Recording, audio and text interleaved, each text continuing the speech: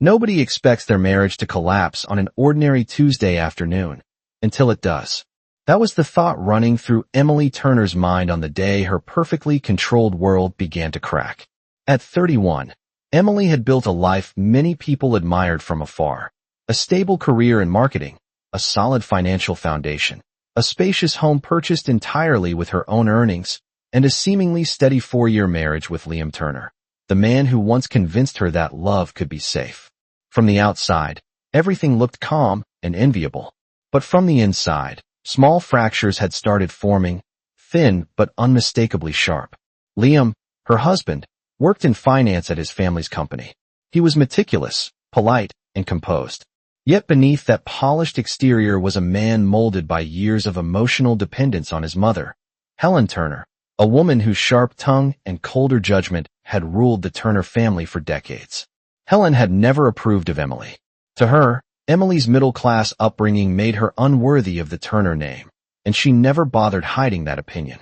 For years, Emily forced herself to believe that patience would soften Helen's hostility, that kindness would eventually earn respect. She clung to that belief, even when it hurt. But everything began to shift in ways she could no longer ignore. Liam's behavior changed gradually, at first subtle, then painfully obvious. He started coming home late, always with vague excuses about unexpected meetings and last-minute deadlines. He kept his phone glued to his hand, even during dinner, and seemed strangely protective of it. He dressed better, styled his hair differently, and acted as if he were constantly trying to impress someone who wasn't his wife. Emily tried to explain it away. Liam often stressed over work. Maybe he was under pressure again. Maybe he was simply trying to feel more confident. He had always been sweet after the storm, as she used to call him, kind and apologetic after days of tension. She wanted to trust him. She wanted to believe the best. But beneath all that hope, a quiet anxiety lingered. Then came the Tuesday, the moment the truth leaked out from a glowing phone screen. Emily was cleaning the bathroom countertop when Liam's phone, lying face up near the sink, lit up with a message. She didn't mean to read it. She had never been the type to invade his privacy. But just a single line, visible on the lock screen, froze her in place. I can't wait to finally meet your family tomorrow. Lily, Emily felt the air leave her lungs. Her fingers trembled around the towel she was holding. Her mind raced with questions, sharp, frantic questions that offered no comfort. Who was Lily? Why was she meeting his family? And why had Liam never mentioned her? Before Emily could breathe again, a second message appeared. P says you told them we're just friends for now. P. Emily didn't need more than a second. She knew exactly who P was. Helen. In that instant, something inside her went cold. Every strange moment from the past few months, every late night, every guarded glance at his phone, every shift in his behavior, came together in a single, devastating picture. A picture she didn't want to look at but couldn't unsee. She didn't cry. She didn't scream. She simply stared at the phone until the screen dimmed, and the bathroom fell silent again, except for the echo of her own heartbeat. That night, while Liam slept peacefully beside her, Emily lay awake with her eyes fixed on the ceiling. Her thoughts moved like slow, heavy waves. Part of her wanted to believe there was an innocent explanation. Another part, deeper, sharper, already knew the truth. Helen had always been capable of cruelty. But introducing another woman to Liam? Grooming her to be a replacement? Creating an entire secret narrative behind Emily's back? It felt surreal. But it was happening. Still, Emily refused to confront Liam without proof. She wasn't going to let emotion cloud judgment. She needed solid evidence.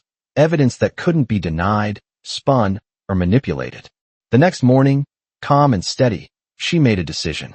She contacted Jason Lee, a private investigator known for being discreet. They met in a quiet cafe, away from familiar neighborhoods. Emily, shockingly composed, handed him a photo of Liam and a list of routines and locations. I don't need guesses, she said softly. I need the truth. Jason nodded. He didn't ask unnecessary questions. 3 days later, he delivered everything. A packet thick enough to make Emily's hands feel numb. Photographs captured in painful clarity. Liam and a young woman. Lily, sharing wine at a romantic restaurant. Walking close together in the park. Entering a hotel late at night. Receipts, timestamps, locations. And the final blow, The note that Lily had been introduced to Liam by Helen herself, who arranged private family meetings under the guise of helping her son find balance. Emily read each line meticulously. Not a tear, not a tremble, just a deep, hollow stillness. But in that stillness, something else formed. A decision. A controlled, strategic calm.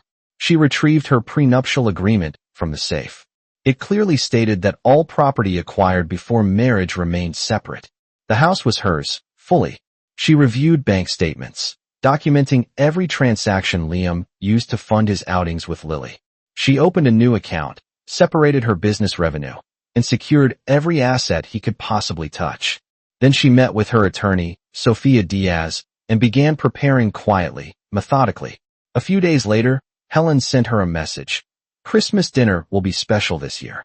Lily will be joining us. Emily stared at the message for a long moment. Then she smiled, calm, sharp, and cold. If Helen wanted a public humiliation, Emily would give her one, but not the one she was expecting. The days leading up to Christmas passed in a quiet, calculated calm. Emily moved like a woman who already knew the ending of a story everyone else was still acting out.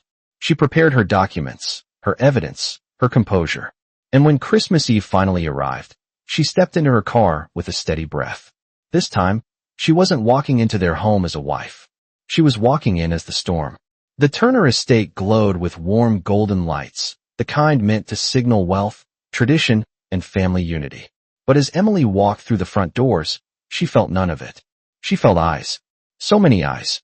Relatives in sparkling dresses and tailored suits paused mid-conversation, glancing at her with curiosity, pity, and the kind of unspoken assumption that something was off. Whispers floated through the room like smoke, too faint to hear, but impossible to ignore. Helen Turner appeared at the top of the staircase like a queen descending to greet her court.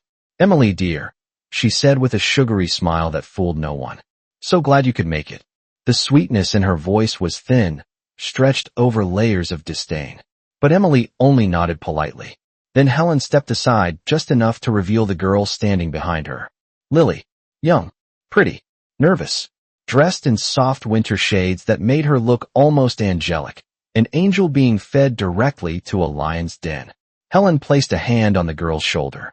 "This is Lily. She's been such a delight to have around lately. I thought she should join us this year. Christmas is all about family, after all." Emily felt a faint, almost amused breath escape her. Family. Yes, that was one way to put it. Liam approached a moment later, stiff and pale. He greeted Emily with a rehearsed smile, a quick kiss to her cheek, and a glance so brief it barely counted as affection. But when he looked at Lily, something flickered. Guilt, longing, confusion, desperation. A mess he had created himself. Emily noticed all of it. She noticed everything. Dinner was served in the long, candlelit dining room, the kind that hosted decades of Turner family power plays. Emily sat across from Lily, while Helen and Liam sat proudly between them, as if orchestrating some twisted debutante ceremony. Helen waited only 2 minutes before beginning her performance. "Lily, sweetheart, you must tell everyone about your volunteer work. It's so admirable. And you know, Liam always appreciated kindness in a woman." The implication was clear. Lily glowed with innocent pride. Emily sipped her wine. Helen continued, each sentence a dagger wrapped in velvet. "You're so young, Lily. Fresh energy. It's refreshing to have someone like you around. Your dress is lovely. Tasteful. Not everyone understands subtlety these days. Liam seems happier lately, doesn't he? A lightness in his step." Every relative heard the subtext. Some shifted uncomfortably. Some avoided Emily's gaze entirely. A few looked at her with a quiet, helpless sympathy, as though watching a tragedy unfold in slow motion. Emily remained calm. Not cold. Not hurt. Just observing. Like a scientist watching a predictable experiment reach its final stage. Across the table, Liam fumbled between acting like a devoted husband and stealing nervous glances at Lily when he thought no one noticed. Lily, still unaware she was being used as a pawn, blushed every time Liam looked her way. The tension stretched thinner, ready to snap. As the meal progressed, Helen escalated. "So, Lily," Helen said lightly, "have you thought about your future? A stable man? A good family?" Liam's always needed someone supportive and, well, suitable. Liam stiffened. Lily blinked, confused but flattered. Emily placed her fork down gently. A cousin leaned toward her and whispered, "I'm so sorry, Emily." Emily gave a small smile. "Don't be. Enjoy your meal." The room felt like it was holding its breath. Everyone sensed something coming. They just didn't know what. Only Emily knew. Dessert arrived, small plates of cherry tart and vanilla cream. The moment the plates touched the table, Helen lifted her glass with theatrical grace. "Everyone," she said, her voice ringing through the room, "I want to make a special announcement." Emily folded her hands in her lap. This was the moment Helen had been waiting for. Helen smiled broadly, tightening her grip around the stem of her glass. "This is Lily," she announced, gesturing proudly to the girl. "The young woman who is far more suitable for Liam. Someone we can all be proud to welcome into the family once he files for divorce." A fork dropped. Someone gasped. A few relatives muttered, "Oh my God." Liam's face turned the color of ash. Lily froze, eyes wide with horror. And Emily finally smiled. Not a forced smile. Not a wounded smile. But the smile of a woman who had been waiting, planning, preparing. A smile that made Helen falter mid-breath. Emily rose from her seat with unhurried elegance. She placed her napkin on the table, reached into her purse, and set a thick folder in front of her. "Since we're making public announcements," she said softly, "I suppose I should share something too." A razor-cut silence fell over the room. Emily flipped open the folder. On top was a photograph, Liam and Lily holding hands outside a hotel. Then another, and another. Jason Lee's documentation. Every date, every location, every receipt. The room broke into whispers. Emily spoke clearly, gently, almost kindly. "These dinners, these gifts, these little romantic outings. Liam paid for all of them with my money." Liam's jaw dropped. Helen's glass trembled in her grip. Emily turned to Lily. Her voice softened. "I don't blame you. But you should know, you were used, lied to, brought into this mess without understanding the full picture." Lily's eyes filled with tears. Then Emily looked directly at Helen. "And as for the house you said Lily would live in," she leaned in slightly, voice slicing the air. "It's in my name. Entirely. Liam has no claim to it." Gasps. Murmurs. Helen's face flushed a furious red. Emily closed the folder and placed her hand over it. "Let me be perfectly clear," she said, her tone now icy calm. "You didn't expose me tonight. You exposed yourselves. Publicly." Helen sputtered first. You planned this. You manipulative." Emily raised one eyebrow. "I planned nothing. I simply came prepared for the show you insisted on putting up." Liam reached for her arm. "Emily, please, let's talk privately. I can explain." She stepped out of his reach. "I already know everything, Liam. And trust me, your explanations aren't worth hearing tonight." Lily buried her face in her hands, crying softly. "I didn't know," she whispered. "I swear I didn't know he was married. She told me. She told me." Helen snapped. "Stop crying. You're embarrassing yourself." The hypocrisy made several relatives shift away from her. Emily kept her composure, her voice steady as she announced, "I'll be filing for divorce in the morning." The room erupted. Some relatives scolded Helen. Others confronted Liam. Helen shouted in rage. Liam begged. Lily cried harder. And Emily? She sat back down, picked up her fork, took a small bite of her cherry tart. Then she simply said, in a voice soft enough for the nearest few to hear, "Lovely dessert." While around her, the entire Turner family fell apart. Christmas night ended in chaos, with raised voices echoing through the Turner mansion and relatives scattering in every direction. But when Emily stepped out into the cold night air, she felt none of the turbulence she had left behind. She felt clarity, sharp, quiet, almost serene. A clarity she had fought very hard to reclaim. And that clarity carried her into the days that followed. The morning after the disastrous Christmas dinner, Liam called her 5 times before noon, texted her paragraphs, left voicemails overflowing with panic, excuses, half-formed apologies. But Emily did not respond. Her silence was not avoidance. It was strategy, a boundary, a mirror. Without confrontation, without shouting, she let him sit alone inside the wreckage he helped create. She forwarded every message to her attorney, Sophia Diaz, and let legal proceedings move forward swiftly. Sophia filed paperwork, secured documents, and sent formal notices to Liam's legal counsel. By the second day, Emily had frozen the joint account, revoked Liam's access to credit lines connected to her business, changed every lock in the house, and updated her security system to exclude his digital codes. It wasn't cruelty. It was protection. While she signed documents at Sophia's office, Sophia glanced at her carefully. "You're holding up incredibly well," she said gently. Emily smiled faintly. "I held up the marriage alone for years. Holding up the ending is strangely easier."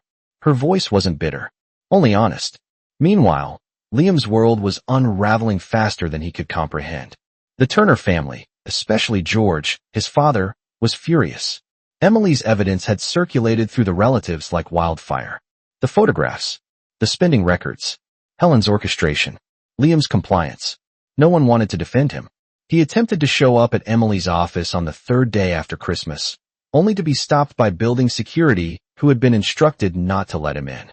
When he demanded an explanation, all he received was, "Ms. Turner requested no contact unless through attorneys."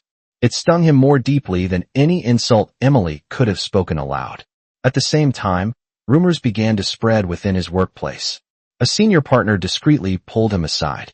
"Liam, with everything happening, it may be best if you take a leave of absence. For the sake of the company's image. Image. Reputation. The two things he had always valued more than honesty. Now they were the first to crumble. Even his closest friends, those he had bragged to about his confusion and new connection with Lily, stopped replying to his messages. They didn't want to be associated with the scandal. Not in a family as prominent as the Turners. On New Year's Eve, alone in an empty apartment that wasn't his home anymore, Liam finally understood what his denial had cost him. He hadn't just lost Emily. He had lost the entire structure of stability she brought into his life. And for the first time, he cried. Not out of heartbreak, but out of realization. Lily reached out to Emily the following week. Her voice on the phone was trembling but sincere. "Emily, I owe you a real apology. I didn't know he was married. Helen told me you were separated. She told me you were cold to him. Distant. She made it sound like you didn't care." Emily listened quietly. Lily continued, voice cracking. "I feel so stupid. And I'm so sorry. For everything." Emily exhaled softly. "You were lied to," she said. "Manipulated. This isn't your shame to carry. Leave the Turner house behind before it destroys you too." There was a long pause. Then Lily whispered, "I already have. I told Helen I'm done. And I'm leaving town in a few weeks. I don't want any of this." "Good," Emily replied gently. "You deserve a life that isn't built on someone else's lies." They ended the call not as enemies, but as two women who had both been harmed by the same people. If Liam's downfall was steep, Helen's was catastrophic. George Turner confronted her the morning after Christmas, voice shaking with disappointment and rage. "You humiliated this family," he said. "You orchestrated an affair and tried to replace your son's wife. Do you even hear how deranged that sounds?" But Helen, for once, had no sharp retort. Her relatives avoided her. Her friends canceled lunch plans. Her charity board suspended her position until the situation stabilizes. The woman who once commanded every room she entered now found herself ignored at best, despised at worst. George, who had always been quietly tolerant, finally put his foot down. "You're seeing a therapist," he said firmly, "or I'm filing for separation." Helen tried to argue, but her voice broke halfway through. She realized she was no longer the puppet master. She was simply alone. Her downfall wasn't loud. It was a slow, painful disintegration of the respect she had fought so hard to demand but never earned. While the Turners crumbled, Emily thrived. Her company entered its busiest quarter, and she approached it with a clarity and confidence she hadn't felt in years. Breaking free from emotional chaos gave her room to breathe, to create, to grow. She moved her office downtown, larger, brighter, with a view of the river. She hired 2 new designers. She expanded her client list faster than she expected. People noticed the change in her. A colleague once remarked, "You look lighter, Emily. Not just happier, freer." And she was. Deeply, undeniably free. Freer than she had been in her entire marriage. Without Liam's mood swings, without Helen's quiet sabotage, without the constant emotional maintenance, she could finally exist as her full self, ambitious, intelligent, and quietly fierce. At home, she redecorated, removed traces of Liam's preferences, filled the space with her own warmth, her own energy. Her home felt like hers again. For the first time in months, she slept peacefully. Through everything, the silence, the unraveling, the rebuilding, Emily realized something profound. She never won this battle by screaming. She never needed to defend herself with rage. She never had to throw accusations or insults. The truth had been her weapon. Precise, calm, unavoidable. She had always been the kind of woman who analyzed reality with a clear mind, who made decisions based on reason rather than impulse. But this chapter of her life sharpened that trait into something powerful. A quiet strength. A cold, rational clarity. A refusal to let anyone rewrite her worth again. She did not destroy the Turners. She simply stopped protecting them from the consequences of their own choices. And in that space, between truth and silence, Emily was reborn. The new year arrived quietly, almost tenderly, as if the world itself understood that Emily needed a soft beginning after the storm she had endured. The legal process continued through the winter weeks, steady and uneventful. Everything moved in her favor, because the prenup was ironclad, the evidence undeniable, and her resolve unshakable. And just like that, the divorce was finalized. Emily signed the final documents with the same calm she had carried since Christmas night. Her attorney, Sophia, slid the papers into a folder and said, "Congratulations, Emily. It's officially done. No drama. No courtroom spectacle. No last-minute pleadings." Emily walked out of the law office lighter than she had felt in years. Thanks to the prenup, she kept everything she owned before the marriage. The house, her business, her investments, her savings. Every asset remained untouched. Liam, on the other hand, packed his belongings into 2 suitcases and moved into the guest room at his parents' estate. He had gone from a man living in a beautiful home with his wife to a son returning in disgrace. It was no one's fault but his own. 2 weeks after the divorce was finalized, Liam appeared at Emily's new office. He didn't try to ambush her this time. Security called ahead, asking if she wanted them to turn him away. She surprised herself when she said, "Send him in." Liam entered holding a bouquet of winter lilies, white, delicate, apologetic. His eyes looked hollow, like someone running on regret alone. He stood in front of her desk for a long moment, unsure how to begin. "Emily," he finally whispered, "I know I'm the last person you want to see, but I needed to say this face to face." She didn't speak. She didn't help him. She simply waited. Liam swallowed hard. "I let my mother control me my entire life. And I let her control our marriage. I was jealous of your success, your independence. You didn't need me the way I needed you. And instead of dealing with that insecurity, I looked for validation in the worst possible place." His voice broke when he continued. "I never stopped loving you. I was just weak. And I know that's not an excuse. I just want you to know the truth before I disappear from your life completely." Emily studied him. This was not the proud, polished man she married. This was someone wrecked by his own choices. She took a slow breath. "Liam, I forgive you," she said softly. Truly. His eyes lifted with hope, brief, fragile, desperate. "But forgiveness," she added gently, "is not the same thing as returning to what hurt me." He closed his eyes, and in that moment, he finally understood. Forgiveness was her gift, but closure was her boundary. He left the lilies on her desk and walked out of her life for good. If Liam's fall was personal, Helen's fall was public. The Turner family, famous for its polished image, could no longer hide her schemes. Word had spread, not only about the affair she orchestrated, but the way she had attempted to humiliate Emily at Christmas dinner. Her social circle tightened, then thinned, then vanished. Invitations stopped. Bridges collapsed. Friends quietly unfriended her to protect their reputations. Even at family gatherings, people avoided her, not out of anger anymore, but out of disappointment.